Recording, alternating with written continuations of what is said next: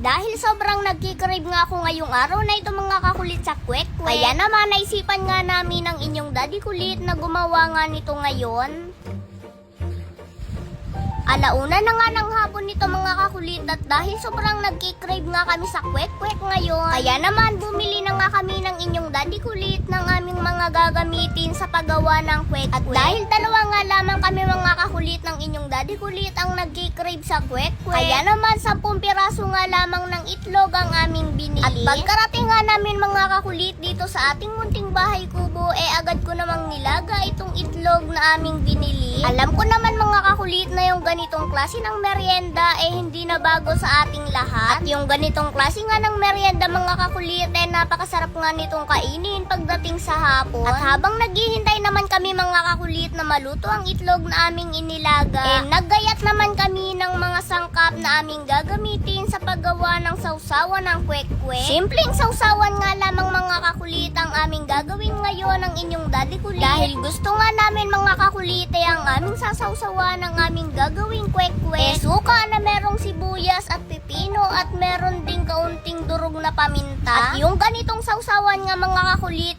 para sa amin talaga namang napakasarap talaga. At habang gumagawa nga kami nito ngayon mga kakulit talaga namang sobra na nga kaming natatakam ng inyong daddy kulit. Dahil sa amoy pa nga lamang mga kakulit nitong sausawan aming ginagawa, kahit sino naman mga kakulit kapag naamoy nga ito talaga namang matatakam talaga. At after nga namin mga kakulit makagawa ng sausawan ng inyong daddy kulit, sakto namang naluto na nga itong itlog na aming nilalaga. At after nga na mapalamig namin ito mga kakulit, binalatan na rin nga namin ito ng inyong daddy kulit. At ito nga rin mga kakulit yung merienda na napakadali nga lamang din gawain. At para sa akin nga rin mga kakulit, ito nga yung merienda na napakasustansya dahil sa meron nga itong itlog. At pagkatapos nga naming mabalatan mga kakulit yung mga itlog, nagmikos-mekos naman ang inyong daddy kulit nitong harina na merong food color na aming gagamitin para makagawa nga kami ng napakasarap na kwek-kwek. O diba at parang mas masarap pa nga yung kwek-kwek na aming gagawin ngayon charot, hindi gayon.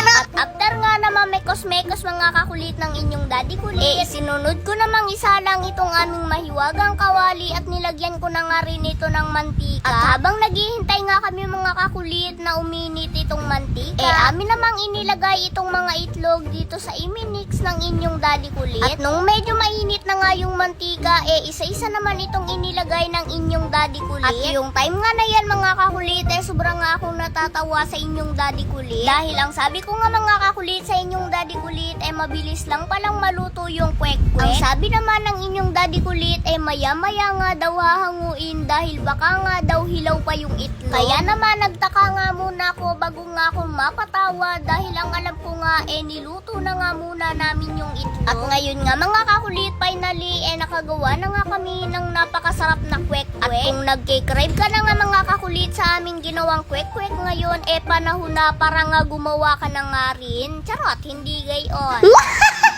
Charot!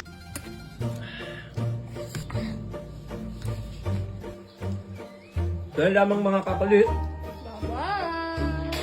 So ayan, at ipapakilala ko nga pala sa inyo ang isa sa mga bagong laro ngayon. At ito nga pala ang Wagi Plus. At ngayon meron tayo ditong 97,000. At syempre pag bagong laro, mamimigay ulit tayo ng bonus sa mga magre-register at magde-deposit dito. At ngayon ipapakita ko sa inyo kung alin nilalaro ko dito. Pero be responsible na ang larong ito is sa 21 years old lamang pataas at bawal ito sa 21 years old pababa.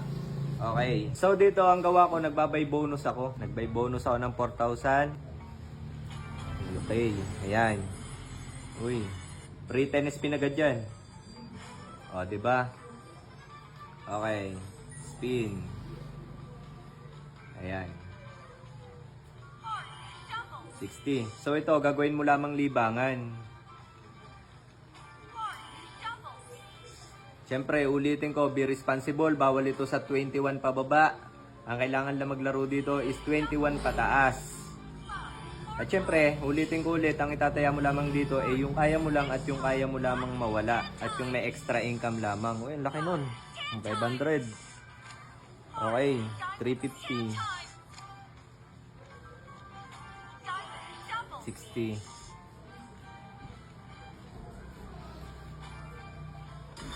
Yan.